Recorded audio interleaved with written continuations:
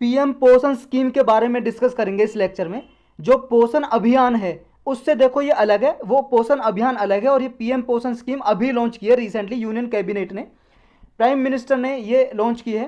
Prime minister पोषण scheme इसका पूरा नाम है। इसमें क्या प्रोवाइड किया जाएगा, जितने भी सरकारी स्कूल हैं या सरकार जिन्हें सहायता करती है ऐसे स्कूल, गवर्नमेंट स्कूल या गवर्नमेंट एडिड स्कूल, उनमें 1 हॉट कुक्ड मील प्रोवाइड किया जाएगा। 1 हॉट कुक्ड मील का पका पकाया खाना दिया जाएगा बच्चों को। देखो इससे पहले मिड डे मील स्कीम चलती थी, अब उसको हटा दिया गया, यानी कि अब इसके जगह पे मिड डे मील स्कीम को रिप्लेस कर दिया, उसकी जगह पे ये पीएम पोषण स्कीम आ गई। तो ये लॉन्च कर दिया। अब ये 2021-22 से लेकर 2025-26 तक चलेगा, इसका इनिशियल पीरियड है। ये जो मिड डे मील स्कीम जो पहले चलती थी, ये क्या स्कीम थी इसे जान लेते हैं पहले, फिर इस स्कीम के बारे में डिटेल से पढ़ेंगे। जो मिड डे मील स्कीम थी ये मिनिस्ट्री ऑफ एजुकेशन के अंदर आती थी। 1995 में इसको लॉन्च किया था और ये सेंट्रली स्पॉन्सर्ड स्कीम थी। स्पॉन्सर्ड स्कीम का मतलब इसमें जो खर्चा आता था, एक्सपेंडिचर, बच्चों को खाना देने का, पहली क्लास से लेकर 8वीं क्लास तक के बच्चों को खाना दिया जाता था इसमें। और स्पॉन्सर्ड स्कीम का मतलब सेंट्रल गवर्नमेंट और स्टेट गवर्नमेंट दोनों इसे इंप्लीमेंट करती थी और जितना भी खर्चा आता था दोनों लगाती थी मिलके। और एक होती है सेंट्रली सेक्टर स्कीम, जिसमें सेंट्रल गवर्नमेंट सारा खर्चा उठाती है और वही इंप्लीमेंट करती है। तो ये सेंट्रली स्पॉन्सर्ड स्कीम थी और ये वर्ल्ड की लार्जेस्ट स्कूल मील्स प्रोग्राम समझा जाता है, क्योंकि इसने देखो इसका टारगेट ये था कि हमें प्राइमरी एजुकेशन में यूनिवर्सलाइजेशन लेके आना है। यूनिवर्सलाइजेशन का मतलब हर एक बच्चे को शिक्षा दी जा सके। कैसे दी जाएगी, जब मील के जरिए। देखो भाई साहब, बहुत सारे बच्चे ऐसे होते हैं खाना उपलब्ध होने की वजह से, ना होने की वजह से वो स्कूल नहीं आ पाते।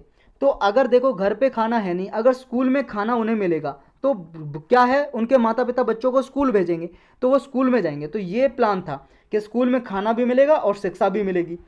तो ये जो कुक्ड मील प्रोवाइड किया जाता था हर एक बच्चे को, 6 साल से लेकर 14 साल के बच्चे को, यानी कि क्लास 1 से लेकर क्लास 8 तक के बीच में सारे बच्चों को। और अगर मान लो किसी दिन किसी स्कूल में अगर मिड डे मील नहीं प्रोवाइड किया स्कूल में, तो अगले महीने की 15 तारीख तक उसका अलाउंसेस यानी कि उसका पैसा दिया जाएगा उस बच्चे को। तो अब ये पीएम पोषण स्कीम क्या है जो अभी लॉन्च की है, जो मिड डे मील स्कीम को रिप्लेस करेगी। देखो इसमें लगभग 11.8 करोड़ स्टूडेंट्स को फ़ायदा मिलेगा, यानी कि क्लास 1 से लेके 8th क्लास तक के स्कूल के लिए होगा। देखो सेम वही स्कीम है, खाना अभी भी दिया जाएगा दोपहर में क्लास 1 से 8वीं तक। और इसमें बस ये फ़र्क किया गया है, जो माइक्रो न्यूट्रिएंट्स होते थे बच्चों में, कमी हो जाती थी जिनकी, जैसे विटामिन ए है, जिंक है, इनकी कमी हो गई, तो ये माइक्रो न्यूट्रिएंट्स प्रोवाइड किए जाएंगे, इन पे ध्यान दिया जाएगा इस स्कीम में। बस नाम चेंज कर दिया, इतना समझ लो, और न्यूट्रिएंट्स पे ज़्यादा फ़ायदा मतलब ज़्यादा ध्यान दिया जाएगा। लगभग 11.2 लाख स्कूल्स हैं हमारी कंट्री में जिनको फ़ायदा पहुंचेगा, जिनमें मतलब जो इन स्कूल में बच्चे पढ़ते हैं उनको फ़ायदा पहुंचाया जाएगा।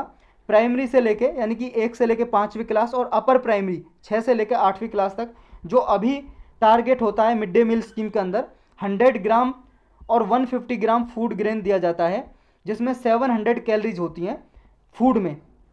ये स्कीम में देखो एक्सटेंड कर दिया ये प्री प्राइमरी स्कूल के लिए। अभी तक जो मिड डे मील स्कीम थी वो 1 से लेकर 8वीं क्लास तक के बच्चों के लिए थी, यानी कि प्राइमरी और अपर प्राइमरी। और अब प्री प्राइमरी मतलब स्कूल जाने से पहले, देखो लास्ट ईयर ये बाल वाटिका नाम के एक स्कूल तरह के खोले थे कि बच्चे स्कूल में जब जाएं पहली क्लास में, उससे पहले भी उन्हें कुछ शिक्षा दी जाए, उनका इंटरटेनमेंट किया जाए और इंटरटेनमेंट के जरिए उन्हें शिक्षा दी जाए। तो ये प्री स्कूल बोले जाते हैं, बाल वाटिका लास्ट ईयर खोले थे, यानी कि जो 6 साल से कम बच्चे हैं वो यहाँ पे उन्हें फॉर्मल एजुकेशन सिस्टम में लाया जाता है। उनमें भी अब मिड डे मील स्कीम दी जाएगी, मतलब ये मिड डे मील स्कीम तो हटा दिया, पीएम पोषण स्कीम के जरिए खाना दिया जाएगा उन्हें। तो न्यूट्रिशनल गार्डन का एक कंसेप्ट है इसमें। न्यूट्रिशनल गार्डन का मतलब ये नहीं है कि बगीचा बनाया जाएगा, नहीं। न्यूट्रिशनल गार्डन का मतलब है कि इसमें माइक्रो न्यूट्रिएंट जो होते हैं, जैसे विटामिन B6, B1, B2 और भी विटामिन है या कोई मिनरल है, प्रोटीन है, इन पे ध्यान दिया जाएगा इनको, यानी कि न्यूट्रिशनल क्वालिटी है, जो माइक्रो न्यूट्रिएंट क्वालिटी है उनको इंक्रीज किया जाएगा। सप्लीमेंट्री न्यूट्रिशन दिया जाएगा इसमें। जो भी मान लो ऐसी एस्पिरेशनल डिस्ट्रिक्ट है, देखो नीति आयोग ने लगभग 116 हमारे देश में एस्पिरेशनल डिस्ट्रिक्ट फाइंड आउट की थी। ऐसी डिस्ट्रिक्ट जो बहुत ही पुअर है, गरीब है, जहाँ पे सड़क वगैरह नहीं बनी हुई है, पीने की पानी की फैसिलिटी नहीं है, ऐसी पुरानी मतलब ऐसी पुअर डिस्ट्रिक्ट ऐसी आइडेंटिफाई की गई थी। तो इनको प्रायोरिटी दी जाएगी, इनमें सप्लीमेंट्री न्यूट्रिशन दिया जाएगा, मतलब इन डिस्ट्रिक्ट के बच्चों को ज़्यादा न्यूट्रिएंट प्रोवाइड किए जाएंगे। और ऐसी डिस्ट्रिक्ट में जहाँ पे एनीमिया, बच्चों में एनीमिया ज़्यादा है, एनीमिया का रोग हो जाता है आयरन की कमी से। जब बॉडी में हीमोग्लोबिन की कमी हो जाती है, ब्लड में आयरन की कमी, तो एनीमिया हो जाता है। तो ऐसे बच्चों को ज़्यादा न्यूट्रिशनल क्वालिटी दी जाती है कि ज़्यादा सप्लीमेंट्री न्यूट्रिशन दिया जाएगा। और इसमें देखो पहले सेंट्रल गवर्नमेंट पे रेस्ट्रिक्शन थी मिड डे मील स्कीम में कि वो केवल वीट, राइस, पल्सिस, वेजिटेबल यानी कि गेहूं, चावल, दाल और सब्जियों के लिए ही पैसा अलोकेट कर सकता था सेंट्रल गवर्नमेंट।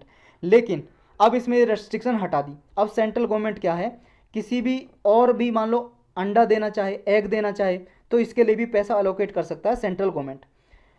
अभी देखो तिथि भोजन कंसेप्ट है एक इसमें। तिथि भोजन का मतलब ये है जब भी कोई स्पेशल ओकेजन या फेस्टिवल आएगा तो स्पेशल फूड दिया जाएगा। जैसे कोई त्यौहार आया तो स्पेशल फूड बनाया जाएगा।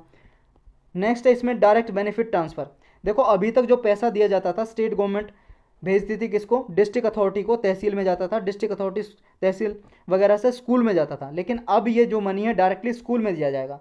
Direct state government direct school में भेजेगी, तो उनको कुकड मील कि जितनी भी कॉस्ट आती है स्कूल में डायरेक्ट भेजा जाएगा। तो लीकेज जो होता है ना बीच में, डिस्ट्रिक्ट अथॉरिटी और जो तहसील में जो अफसर होते हैं वो खा जाते हैं, बीच में करप्शन कर लेते हैं, तो ये इसके चांसेस कम हो जाएंगे। नेक्स्ट है न्यूट्रिशन एक्सपर्ट। इसमें न्यूट्रिशन एक्सपर्ट अपॉइंट किए जाएंगे हर एक स्कूल में कि वो ये देख सकेंगे बच्चों का बॉडी मास इंडेक्स कितना है, वेट कितना है, हीमोग्लोबिन का लेवल क्या होते हैं उनके बॉडी में। तो ये न्यूट्रिशनल एक्सपर्ट होंगे हर एक स्कूल में जो उनका जाँच करेंगे बॉडी की।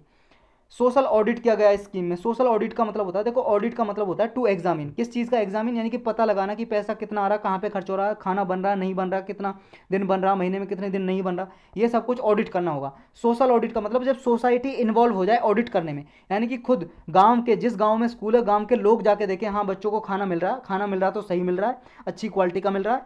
ये सब जब लोग करें सोशल ऑडिट हो जाएगा। जब लोग ऑडिट करें तो सोशल ऑडिट हो जाएगा। ये सोशल ऑडिट का कंसेप्ट इसमें लाया गया हर एक स्कूल के लिए। मिनिस्ट्री ऑफ एजुकेशन प्रमोट करेगी, देखो कॉलेज और यूनिवर्सिटी के जो स्टूडेंट्स होते हैं, जो कॉलेज में पढ़ते हैं बच्चे, बीए करते हैं, बीटेक करते हैं, कोई भी बच्चे या यूनिवर्सिटी में पढ़ रहा है, उनको इनकरेज करेगी, उनको इंगेज करेगी कि वो लोकल लेवल पे जाके इस स्कीम को मॉनिटर करें। वो देखें जाके कि इस जो स्कीम है सही से इंप्लीमेंट हो रही है नहीं हो रही, बच्चों को अच्छे से खाना दिया जा रहा नहीं दिया जा रहा। फंड शेयरिंग होगी इसमें। देखो ये भी सेंट्रली स्पॉन्सर्ड स्कीम है। सेंट्रल गवर्नमेंट इसमें देखो 54,000 करोड़ रुपए देगी। टोटल कॉस्ट आएगी 1.3 लाख करोड़। 31,000 करोड़ लगभग देगी स्टेट गवर्नमेंट और 45,000 सेंट्रल गवर्नमेंट देगी सब्सिडी की तरह, फूड ग्रेन के लिए सब्सिडी देगी, सहायता देगी। वोकल फॉर लोकल का कंसेप्ट है इसमें। वोकल फॉर लोकल फॉर आत्मनिर्भर भारत। इसमें देखो जो फार्मर प्रोड्यूसर ऑर्गेनाइजेशन या वुमेन सेल्फ हेल्प ग्रुप होते हैं वो भी इम्प्लीमेंटेशन में सहायता करेंगे इसमें। लोकली ग्रोन जो ट्रेडिशनल फूड होता है, जैसे किसी डिस्ट्रिक्ट में स्पेशल फूड उगाया जाता है तो वो फूड इंक्लूड किया जाएगा वहाँ की डाइट में।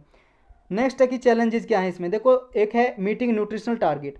देखो 2025 तक ये टारगेट है ग्लोबल न्यूट्रिशनल रिपोर्ट 2020 के अकॉर्डिंग।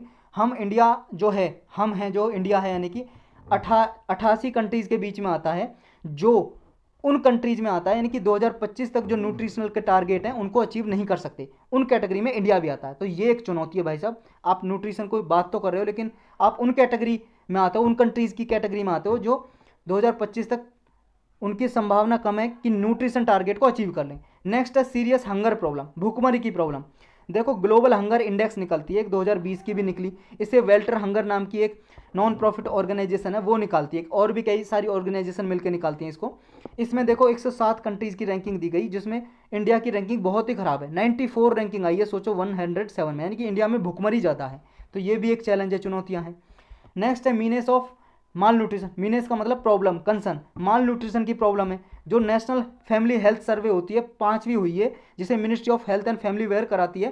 तो ये 5वीं सर्वे हुई, इसमें ये देखा गया इंडिया में देखो 30% जो वर्ल्ड के जितने भी स्टंटेड चिल्ड्रन हैं, पूरे वर्ल्ड में स्टंटेड चिल्ड्रन है। स्टंटेड का मतलब होता है कि जिनकी एज तो जाता है लेकिन उनकी हाइट नहीं बढ़ी, बौने रह गए, बौने बच्चे।